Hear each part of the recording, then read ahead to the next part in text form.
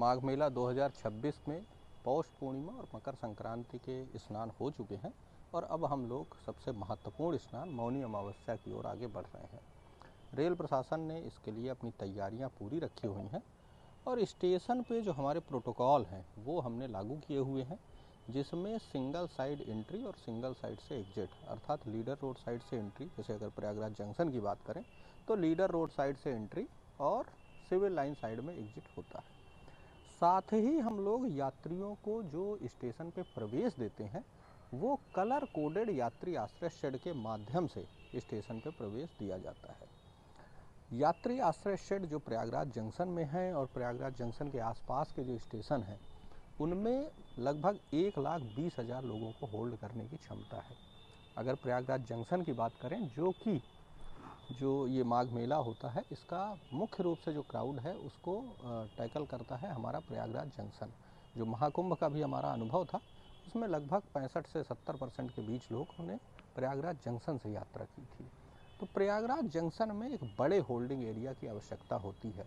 इसी को ध्यान में रखते हुए एक हमने सफल प्रयोग किया था महाकुंभ में, जिसमें हमने होल्डिंग एरिया के रूप में जो अपने 4 डिफरेंट कलर कोडेड यात्री आश्रय शेड बनाए हैं, उसके अलावा खुसरो बाग का प्रयोग भी यात्री आश्रय शेड के रूप में किया गया था। इस बार भी हम लोगों ने ये तैयारी अपनी महाकुंभ के स्तर पर रखी हुई है और खुसरो बाग को यात्री आश्रय के रूप में, होल्डिंग एरिया के रूप में प्रयोग किया जा सकता है, बशर्ते कि श्रद्धालुओं की संख्या को देखते हुए ये रियल टाइम पे निर्धारित किया जाएगा। तो खुसरो बाग की हम लोगों ने जिला प्रशासन से कोऑर्डिनेशन से हम लोगों के पास परमिशन है। हम खुसरो बाग को आवश्यकता पड़ने पर होल्डिंग एरिया के रूप में यूज करेंगे। खुसरो बाग में यात्रियों को अगर होल्ड करने की आवश्यकता होती है तो उन्हें किसी तरह की असुविधा ना हो, इसके लिए वहाँ पे पर्याप्त इंतजाम किए गए हैं। जैसे उनको जिस समय तक होल्ड करना है उस समय तक अगर वो रुकना चाहते हैं तो वहीं पे साइनेजेज अवेलेबल होंगे, पब्लिक अनाउंसमेंट सिस्टम अवेलेबल होगा, जिससे वहीं से उनको ये जानकारी मिल सके कि किस समय उनको ट्रेन के लिए स्टेशन की ओर मूव कराया जाएगा।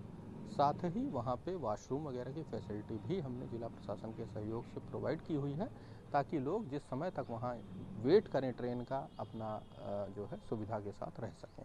तो ये सारे इंतजामात लोगों को होल्डिंग एरिया में रोकने के लिए खुसरो बाग का एक एक्सक्लूसिव प्रयोग भी एक ऑप्शन के रूप में रखा गया है। डाइवर्जन किस तरह से रहेगा सर? ग्रीन प्लेट्स भी ग्रीन पर्दे भी लगाए गए हैं क्या? ये किस तरह का डाइवर्जन है? डाइवर्जन का जो हमारा मेथड है वो जैसे मैंने बताया कि स्टेशन में एंट्री एग्जिट का एक प्रोटोकॉल है कि प्रयागराज जंक्शन की अगर बात करें तो सारे लोगों को प्रवेश लीडर रोड साइड से दिया जाएगा और निकास जो होगा उनका वो सिविल लाइन साइड में होगा।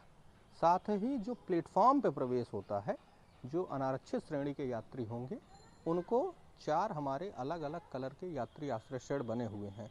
जैसे जो हरा रंग है, नीला, पीला और लाल। हरा रंग है अगर तो वो कानपुर या दिल्ली के लिए है, जो हमारा पीला रंग है वो मानिकपुर दिशा के लिए है। तो ऐसे प्रत्येक रंग एक पर्टिकुलर दिशा के लिए निर्धारित है और लोगों को उन्हीं सेग्रीगेटेड जो कलर कोडेड यात्री आश्रय शेड हैं उनके माध्यम से प्लेटफॉर्म में प्रवेश दिया जाएगा।